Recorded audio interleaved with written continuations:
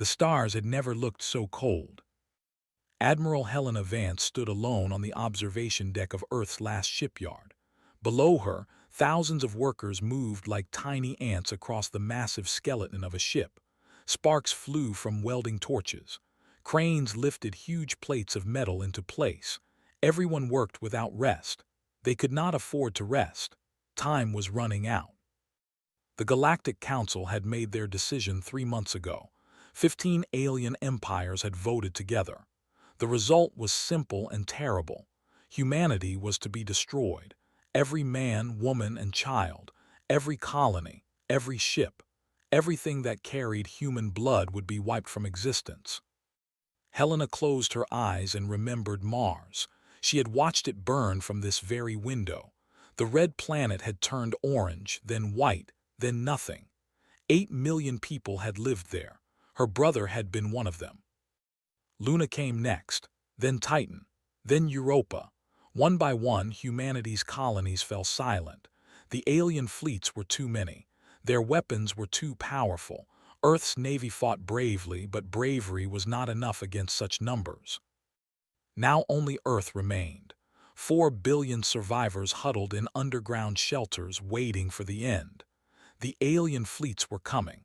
Everyone knew it. The only question was when. But humanity had one last card to play. Helena turned away from the window and walked toward the construction bay. The ship taking shape there was unlike anything ever built. It was massive, almost 2 kilometers long. Its hull was black as midnight, made from materials that should not exist. Scientists had worked day and night for years to create it. They had broken every rule. They had used technologies that other species had banned long ago because they were too dangerous, too unstable, too cruel. They called the ship Fearless. Helena entered the main construction hall and found Captain Cole standing near the ship's bow. He was a tall man with gray at his temples and scars on his hands. His eyes were the color of storm clouds. Those eyes had seen too much death. Had been born on Titan, one of Saturn's moons. He had been a commander in Earth's defense fleet when the aliens came. He had fought in the Battle of Jupiter, where humanity lost 60% of its remaining ships. He had escaped with his crew while his died behind him. Now he stood looking up at Fearless with an expression Helena could not read. "She's almost ready," Helena said, stopping beside him. Nodded slowly. 3 more days, maybe 2 if we push the crews harder. The Dominion's advance fleet will reach Sol in 5 days. 800 ships under Admiral of the Empire. I know, his voice was flat. He thinks this will be easy, a simple cleanup mission. Helena studied the captain's face. Can you do it? 1 ship against 800. For the first time smiled. It was not a pleasant smile. Admiral, they killed everyone I ever loved. They burned my home.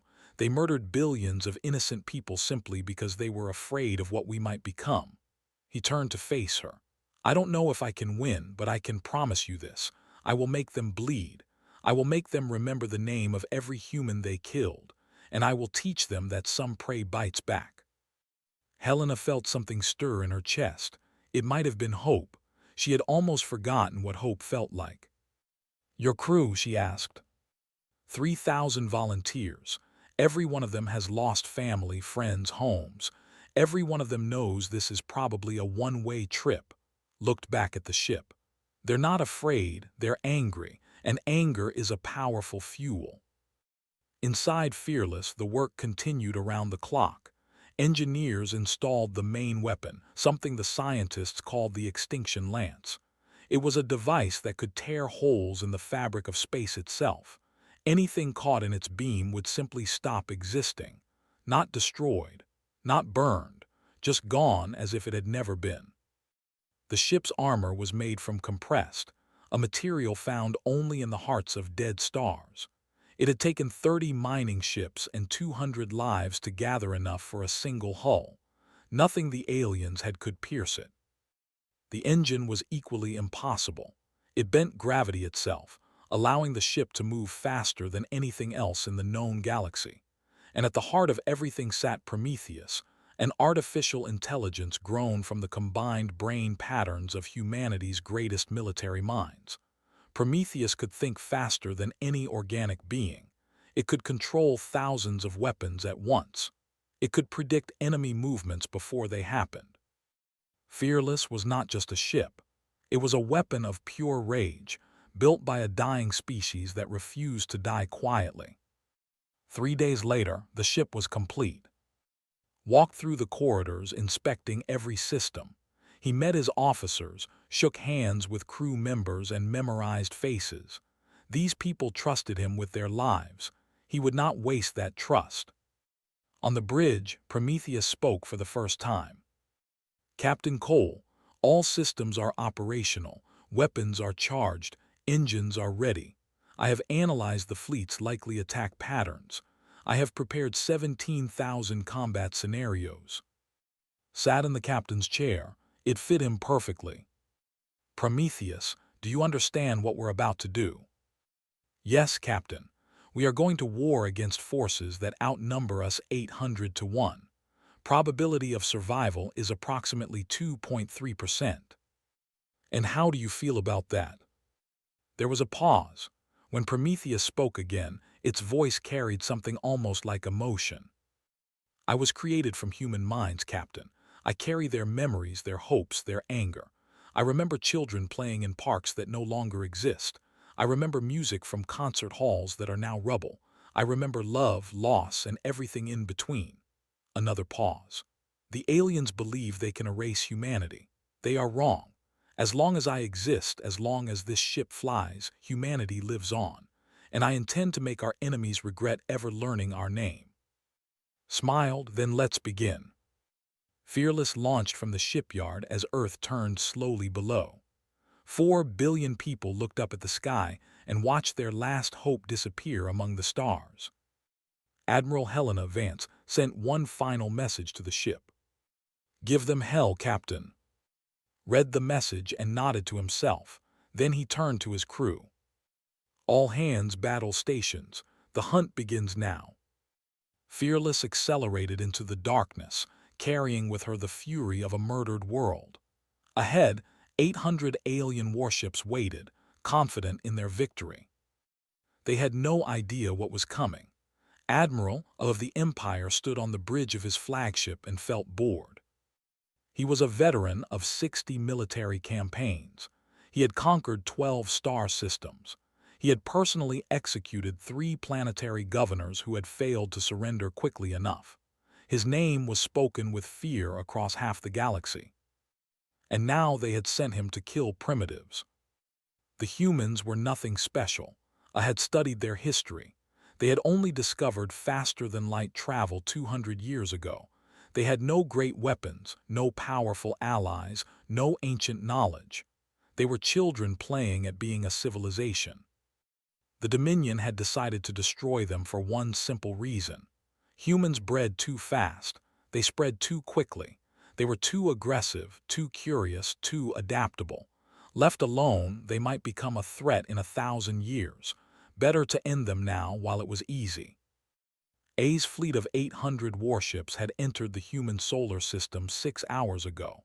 They had found no resistance. Earth's remaining defense stations had powered down, saving their energy for a final stand that would never come.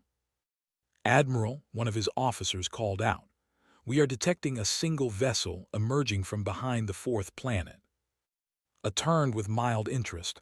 "One ship, let me see it." The main flickered and displayed the approaching vessel. A's 4 eyes blinked in confusion. The ship was large, almost as big as his flagship, but its design was wrong. The angles were too sharp. The hull was too dark. His sensors could not properly measure its mass. "What am I looking at?" A demanded. "Unknown, Admiral. The ship does not match any human designs in our database. Its hull material is. I cannot identify it. Our scanners are having difficulty." I felt the first small stirring of unease. He pushed it aside. One ship could not threaten a fleet of 800. "Hail them," he ordered. The communication officer worked his console. A moment later, a human face appeared on screen. The man had gray hair and cold eyes. He wore a simple black uniform with no decorations. "I am Admiral of the Third Armada. You are ordered to surrender immediately. If you comply, you will be given a quick death." The human smiled. It was not a friendly expression. "I am Captain Cole of the Battleship-Fearless. I have a counteroffer. Turn your ships around and leave our system. Do this now, and you might survive the day." I stared at the screen. Then he laughed. His officers laughed with him. The idea that one ship could threaten an entire armada was the most ridiculous thing he had ever heard. "Human, you are either very brave or very stupid. Either way, you will die now." He cut the transmission and turned to his weapons officer. "Destroy that ship." 100 warships moved forward in perfect formation. Their weapons charged. Plasma cannons glowed with deadly energy. Missile tubes opened. This would be quick. Fearless did not run. It did not even try to dodge. Instead, a section of its bow opened, revealing something that glowed with impossible light. The glow intensified for exactly 2 seconds. Then the extinction lance fired. I watched in horror as the beam struck his forward ships. They did not explode. They did not burn. They simply vanished. One moment they were there. The next moment they were gone as if they had never existed. No debris, no radiation, nothing. 37 ships disappeared in that first shot. What? I could not form words. His mind could not process what he had just witnessed. "Admiral, the human ship is advancing." Fearless moved through the gap it had created, but it was not moving like any ship I had ever seen. It was too fast, too agile. It twisted and turned through space like a predator hunting prey. The surviving ships opened fire. Thousands of plasma bolts and missiles flew toward the human vessel, enough firepower to crack a planet. Fearless did not even slow down. Its point defense system activated.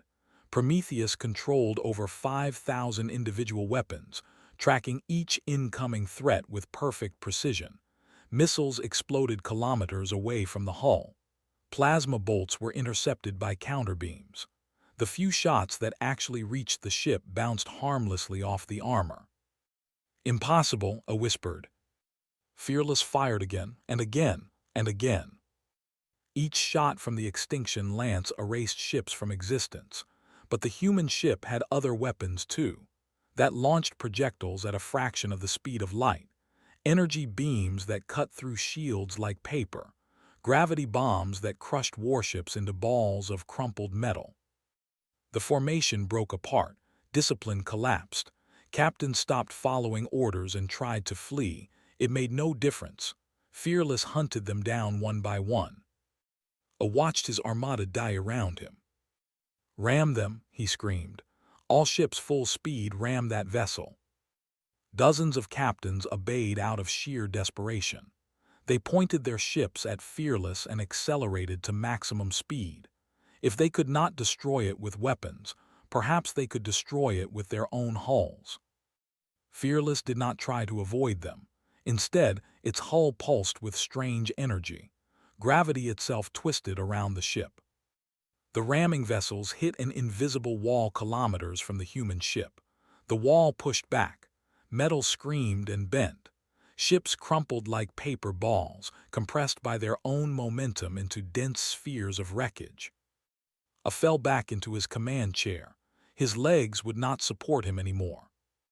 4 hours. The battle lasted 4 hours. When it was over, Fearless hung alone in space, surrounded by the debris of 800 warships. Not a single vessel survived. A's flagship was the last to fall. He had enough time to send one final message to the Dominion before Captain Cole personally ended his transmission. 2 words, that was all I could manage. "They're angry." On the bridge of Fearless, Cole stood among his celebrating crew. They had won. Against impossible odds they had won. But there was no joy in his heart, only cold satisfaction.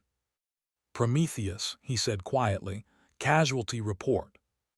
We have lost 7 crew members to minor hull breaches in sections 12 and 47. All other personnel are unharmed. Ship damage is minimal. We remain at 94% combat effectiveness.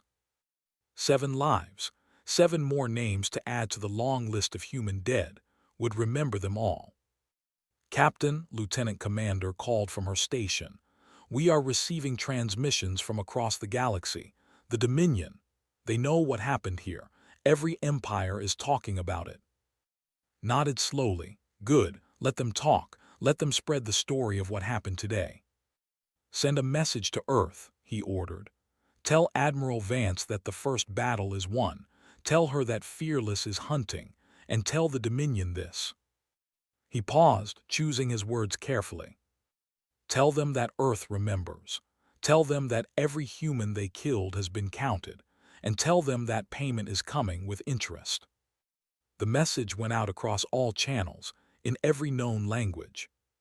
Across the galaxy, 15 empires received it. And for the first time in 10,000 years, they felt something they had almost forgotten. Fear. The Dominion Council chamber had not seen such chaos in 1,000 years. Representatives from 15 alien empires shouted at each other across the great circular hall. Some demanded immediate military action. Others called for negotiation. A few suggested retreat. The noise was deafening. High Chancellor slammed his ancient staff against the floor. The sound echoed like thunder, and silence fell. Enough, he growled. His voice was old but still carried authority. Fighting among ourselves will not solve this problem. We must face facts. The Third Armada is gone. 800 warships destroyed by a single human vessel. Impossible, spat Ambassador of the Republic. They were weak. They made tactical errors. That is the only explanation. Then explain the sensor recordings, Chancellor replied. He pressed a button, and a holographic display appeared in the center of the chamber. It showed Fearless cutting through the fleet like a blade through soft flesh. The chamber fell silent again. Every representative watched the recording with growing horror. Their ship uses a weapon that erases matter from existence, continued. Their armor is made from compressed stellar material. Their engines violate at least 3 laws of physics that we believed were unbreakable, and their artificial intelligence can process combat data faster than anything we have ever created. How, someone asked, how did they build such a thing? Desperation, answered quietly. We pushed them to the edge of extinction. We gave them nothing to lose, and they responded by building the most dangerous weapon in galactic history. The debate continued for hours. In the end, the Council reached a decision. They would send the combined fleet, the largest military force ever assembled. 50,000 warships from all 15 empires, commanded by Grand Admiral, the greatest military mind in the Dominion. Surely, 50,000 ships could destroy one. 2 weeks later, Fearless entered the corridor. The corridor was a region of space filled with dense nebulae, radiation storms, and gravitational anomalies. It was dangerous territory, avoided by most sane travelers. But Captain Cole was not most travelers. He had chosen this battlefield carefully. Prometheus spoke over the ship's internal communication system. Captain, long-range sensors detect the combined fleet entering the corridor. 53,000 vessels confirmed. They are spreading into a search pattern. Stood at the main tactical display, studying the enemy positions. 53,000 ships. Even Fearless could not fight those numbers in open space. But here, in the swirling chaos of the nebula, things were different. How long until they find us? He asked. At current search speed, approximately 6 hours. Smiled grimly. Then we have 6 hours to prepare. All hands begin Operation Ghost. The crew of Fearless had trained for this moment. They knew they could not win a direct battle, but they did not need to win. They only needed to break the enemy's will. For the next 11 days, the nebula became a nightmare for the Dominion fleet. Fearless struck without warning. She would appear from a radiation cloud, fire her weapons, and vanish before the enemy could respond. She targeted command ships first, killing admirals and disrupting communication. She destroyed supply vessels, leaving warships without fuel or ammunition. She attacked from impossible angles, using the nebula's natural hazards as cover. The Dominion could not catch her. Their sensors were blinded by radiation. Their formations fell apart in the chaotic environment. Ships collided with each other. Others flew into gravitational traps and were torn apart. And then there were the broadcasts. Ordered Prometheus to transmit messages to every ship in the combined fleet. But these were not threats or demands. They were something far more devastating. The broadcasts showed human children playing in parks. They showed families eating dinner together. They showed musicians performing in concert halls. They showed everything beautiful about human civilization, everything the Dominion had tried to destroy. "This is what you murdered's voice accompanied the images. These were innocent people. They wanted nothing but to live in peace, and you burned them alive. For what? Because you were afraid of what we might become." The effect on the Dominion crews was devastating. Many soldiers had never thought about their enemy as real people. They had been told that humans were dangerous animals, threats to be eliminated. Now they watched human children laugh and play, and they could not deny the truth. They had committed genocide against beings who were not so different from themselves. Morale collapsed. The contingent, whose culture valued honor above all else, could not reconcile what they had done with their beliefs. 300 ships powered down their weapons and refused to fight. Their commanders declared that they would rather die than continue serving a cause of shame. The Republic, who had joined the Dominion only for profit, decided the war was no longer profitable. Their 5,000 ships turned and fled toward home space. Other fleets followed. Species that had been enemies for now argued about who was most responsible for the atrocities. Old hatreds resurfaced. The combined fleet began fighting itself. Grand Admiral watched his great armada fall apart from the bridge of his command vessel. He was a brilliant tactician, but tactics could not solve this problem. His enemy had attacked something no shield could protect: his soldiers' souls. "Admiral," his second-in-command said quietly, "we have lost 12,000 ships to combat collisions and desertion. Another 8,000 have suffered critical damage. The humans, their single ship, we cannot find it." Closed his many eyes. He had conquered entire civilizations. He had never known defeat, but he knew it now. "Order a full withdrawal," he said. The words tasted like ash. "All remaining ships are to retreat to Dominion space. We will regroup and reconsider our strategy." On the 11th day, the survivors of the combined fleet fled the corridor. They left behind the wreckage of 15,000 warships and the bodies of millions of soldiers. Fearless emerged from the nebula's depths and watched them go. Her hull was from countless near misses. She had lost 200 crew members in the long battle, but she was still fighting. Captain Cole stood on the bridge, exhausted beyond words. He had not slept more than 2 hours at a time in 11 days. None of them had. Prometheus status report. "We have sustained moderate damage to secondary systems. Ammunition reserves are at 42%. Crew casualties total 217. However, we remain fully combat capable." A pause. "Captain, I have been monitoring Dominion communications. Their alliance is fracturing. 6 member species are openly calling for peace negotiations.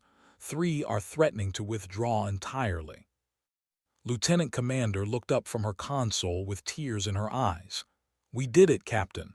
We actually did it." Shook his head slowly. "We hurt them, we scared them, but we haven't won yet. The Dominion still has millions of ships. Earth is still vulnerable. This war isn't over." He looked out at the stars, his gray eyes reflecting their cold light. "But now they know something important. They know that humans don't just fight to win. We fight because it's the right thing to do.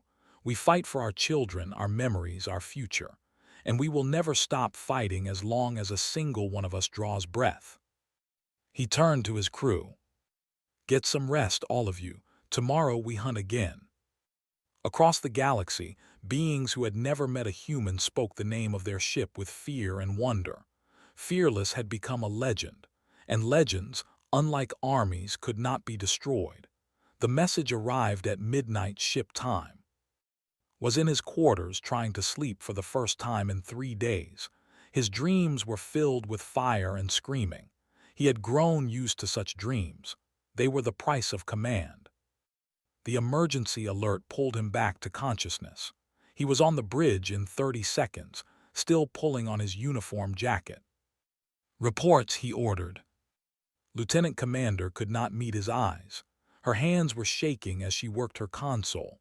When she finally spoke, her voice broke. "Captain, Earth, they hit Earth." The main activated, showing a tactical replay. A Dominion stealth fleet had bypassed Fearless entirely, using a route no one thought possible.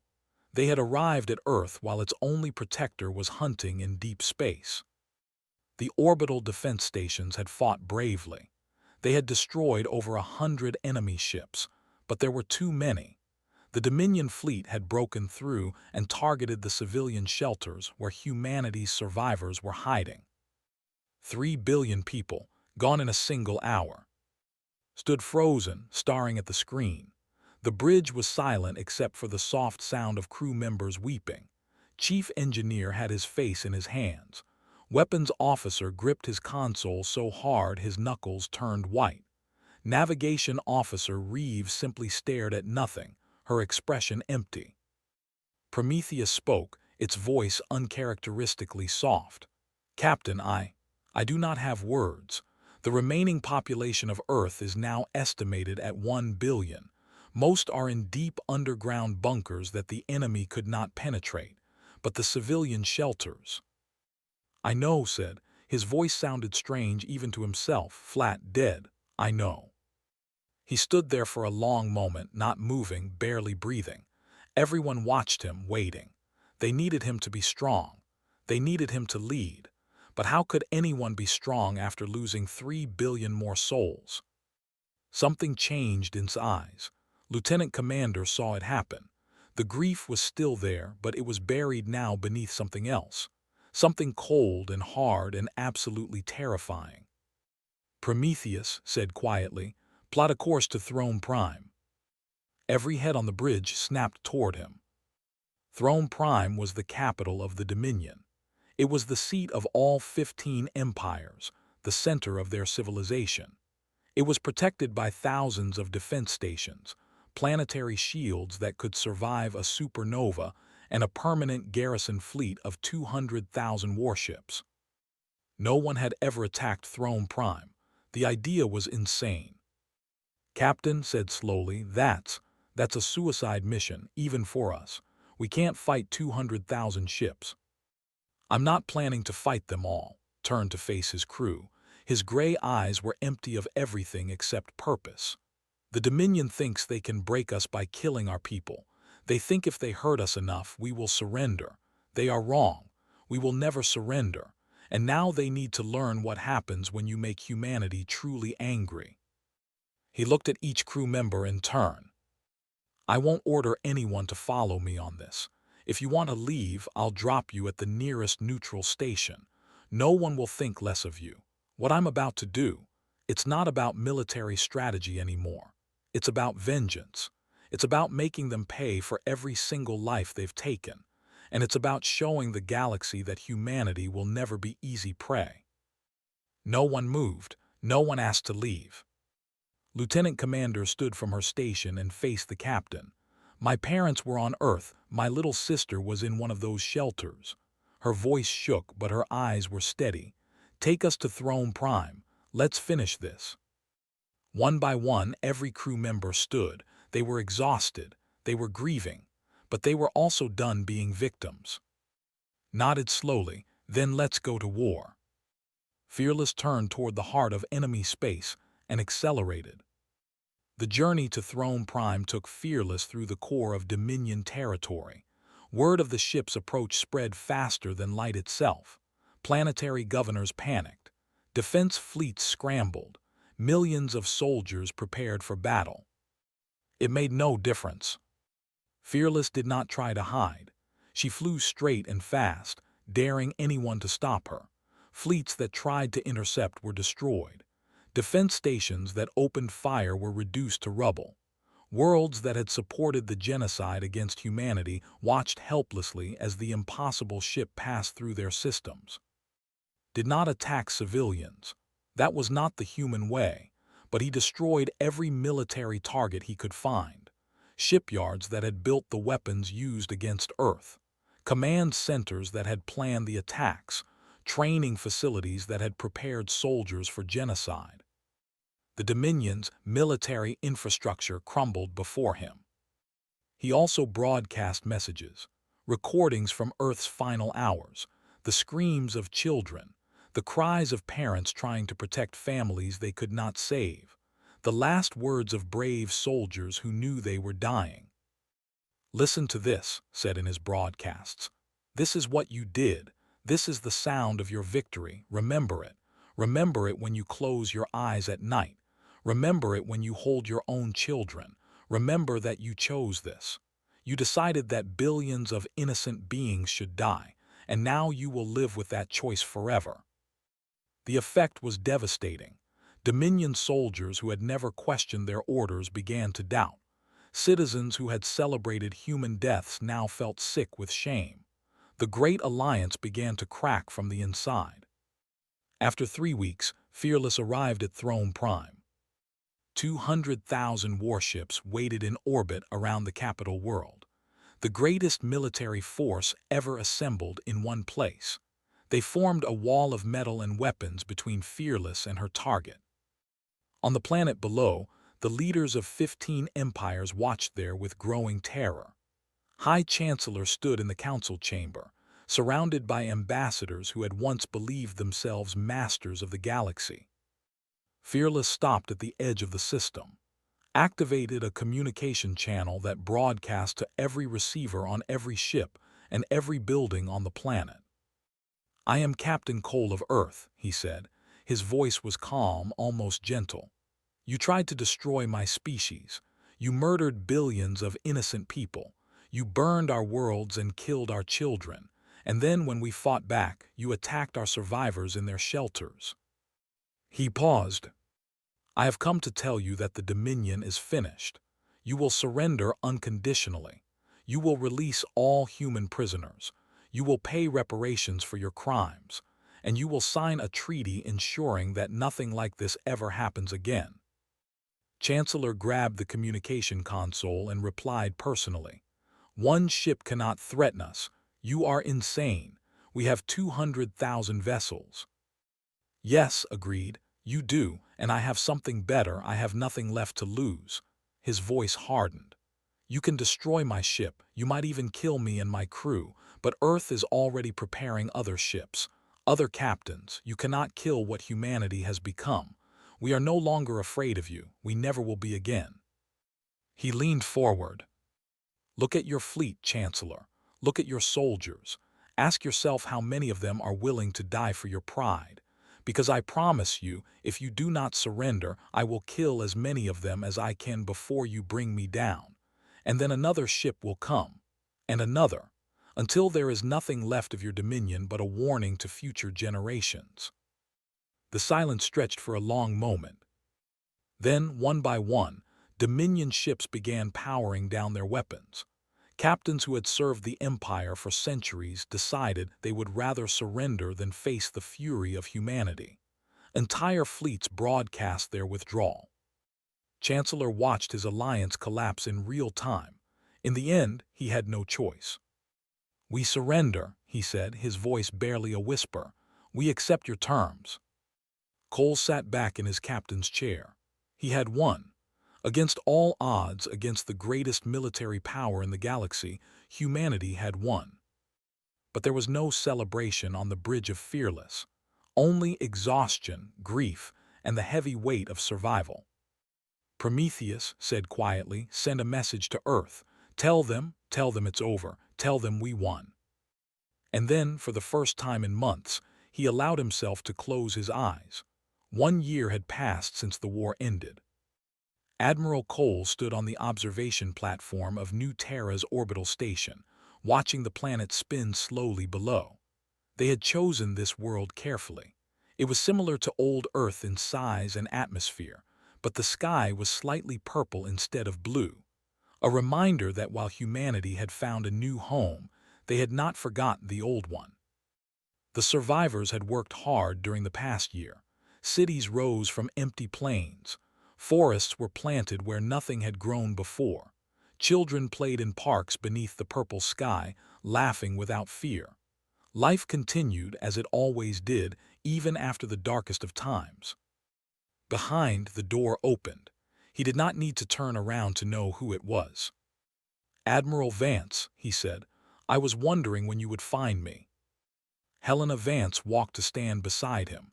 She looked older than she had a year ago. They all did, but there was peace in her eyes that had not been there before. "The ceremony starts in an hour," she said. "The assembly is waiting for you." Nodded but did not move. "I still don't know what to say to them. What words can possibly honor 8 billion dead?" Helena was quiet for a moment.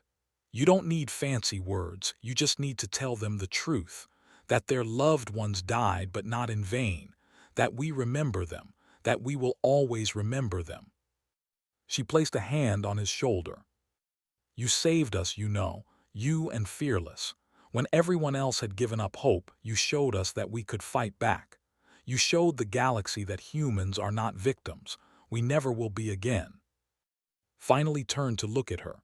"I lost so many of them, Helena. My crew, my friends. Sometimes I wonder if the cost was too high." "The cost was terrible," she agreed. "But what was the alternative? Extinction? Slavery? No, you made the right choice. The hard choice, but the right one." They stood in silence for a while, watching the planet below. "How is Fearless?" Helena asked eventually. A small smile crossed face. "She's resting in lunar dock. The engineers are maintaining her systems, keeping her ready, just in case." "Do you think we'll need her again?" Considered the question carefully. "I hope not, but the galaxy is vast and full of dangers. There will always be those who think they can take what they want through force. When that day comes, Fearless will be waiting." An hour later, stood before the United Terran Assembly in the Great Hall of New Geneva. Thousands of people filled the seats. Billions more watched through broadcast screens on every human world and station. Behind him, a holographic display showed names. 8 billion names, each one a person who had been lost. The names scrolled endlessly, a river of memory that would take years to fully display. Above New Terra's skis, the same names were written in light, a constellation of the dead that would orbit the planet forever. Looked out at the assembled crowd. He saw faces from every human culture and background. He saw children born during the war who would grow up in peace. He saw veterans who had fought beside him, carrying scars that would never fully heal. He took a deep breath and began to speak. "1 year ago, we stood on the edge of extinction. Our worlds had burned. Our people had died by the billions.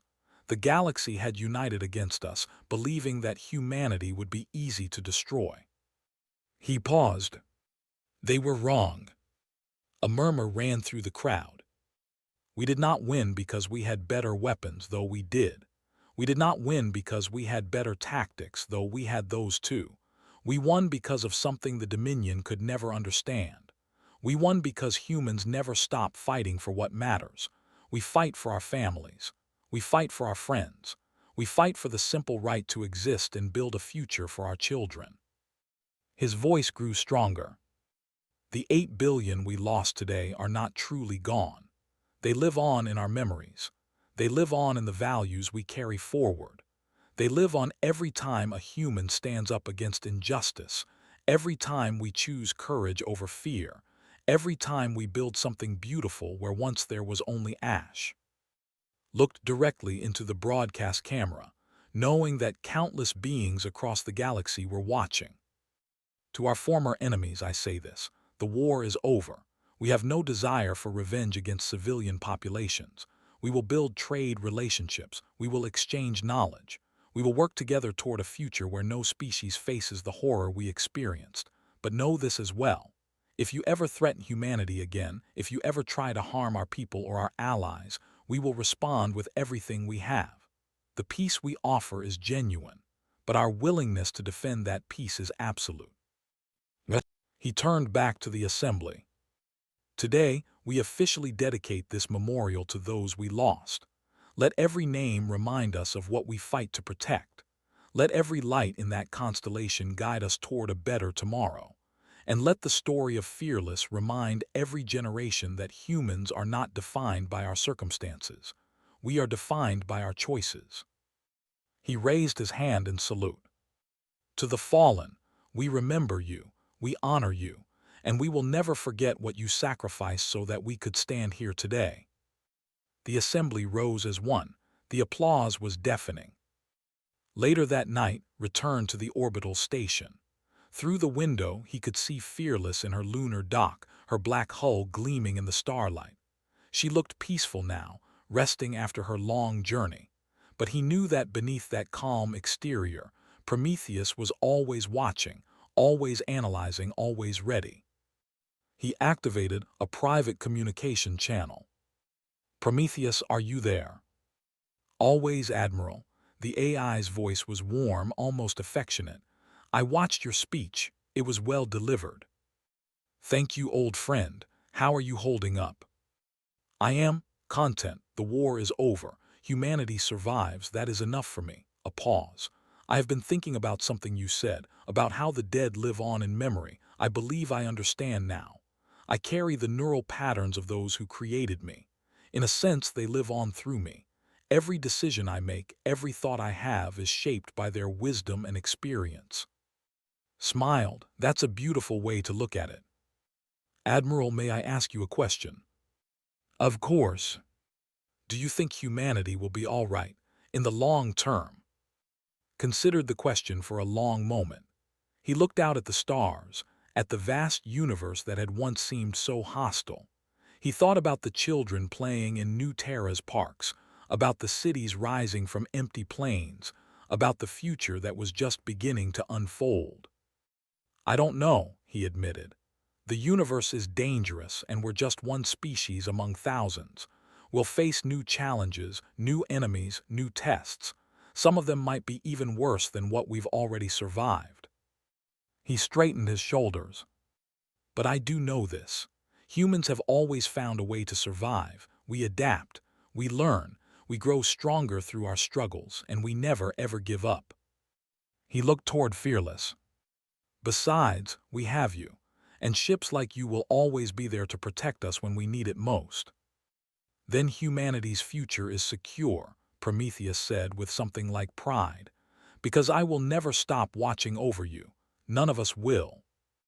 Nodded and closed the channel. He stood at the window for a while longer, watching the stars.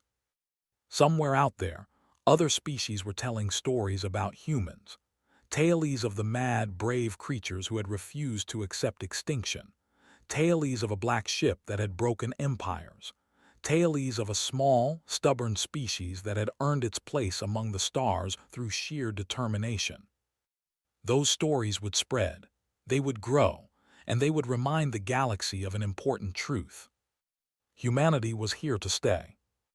And they would face whatever came next together, just as they always had. Just as they always would.